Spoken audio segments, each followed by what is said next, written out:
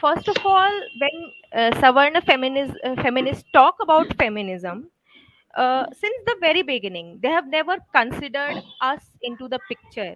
So for them, women is only Savarna women, and like the first, I think, feminist figure have been Dalit Bahujan women. Since the 19th century, we have seen Mukta Salve, Tarabai Shinde, uh, Fule couple. They were all talking about feminism, though they were not mentioning feminism, but when they were talking about social revolution, feminism figured into it. And by feminism, they did not just mean how the Western world sees feminism, because obviously their social structure is very different, entirely different from ours. So here the patriarchy is interlinked with Brahminism, caste system. So whenever they attacked Brahminism, patriarchal structure was obviously attacked. And whenever they talked about women liberation, the first thing they talked about is education of women. And but when the Savarna feminists talk about feminism, they only talk about how the issues which are linked with Savarna women, like and they only want equal status with regards to Savarna men. And as you very rightly said, ma'am, that when Savarna women face patriarchy, they face this from Savarna men itself. But when they talk about patriarchy, they never mention this. They never mention that, okay, who are suppressing them? Who are at the structures of social, economic, political structures, institutions? They're all headed by Savarna men. Bahujan men are nowhere to be seen. So this they don't mention. They will never mention, because they don't want. I think the voice is cracking. No, no, it's So good. It's good. yeah, they don't want their men to be like snatched, their privileges to be snatched. They don't want the privileges of Savarna men to be snatched. They only want their Savarna women's privileges to be escalated equally to Savarna men. So the issues they raise is all what Savarna women face when they say that right, they want right to work, and they want to go outside and work. They they don't see that Bahujan women have been working outside their houses since ages. We have been under slavery since ages. Savarna men, sorry, Bahujan women and men since very beginning have always been working outside their home. So when we talk about working outside, we Savarna women. So मैं इसको कहूंगी कि जब भी आप बात करते हो कि कैसे हम, for example, I saw this ad of Prega News. This is very sexist ad, but I didn't see any Savarna feminists criticizing it. In that ad, they have shown how women can do both, like they can work in home as well, and outside they can do jobs. Both they can manage both. But I and even if the feminists were criticizing someone feminist, they didn't mention that how is this possible. Like, this was a lie. Some women, when they work outside home, they don't come back and work in their home. They employ domestic workers. So, and those are Bahujan women.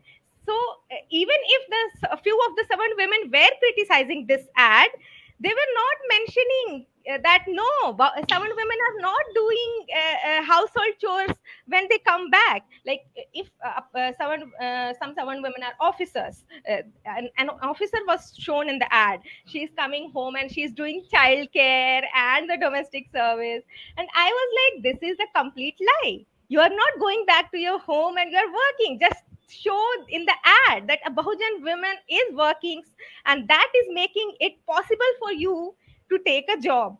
And in the ad it was also shown how a maid was like sweeping the floor, and she was very happily saying that, oh look, I am working as I think 8 more than 8 hours a job, and then I'm going back in my house and doing and she was very happily saying this, which is obviously the savarna gaze in the ad, because no Bahujan woman who is doing double shift care work in the house and then outside, and she's very happy about it, she's very proudly about it. It is not the case. This is a slavery.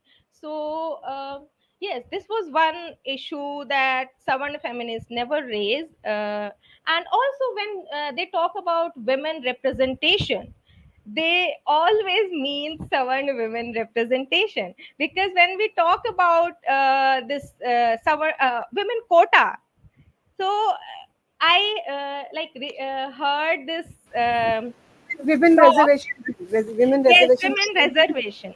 Yeah. Huh.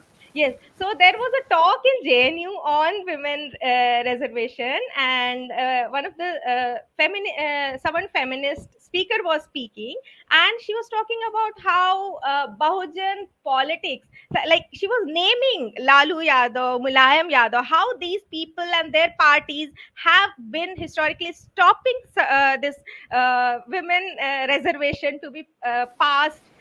So I was like, tell us the reason why they are opposing it. She was not mentioning the reason. And when one of the audience reminded her, Yeah, they wouldn't even mention that they are asking for yes, the quota within quota. Yes, that way. and Yeah.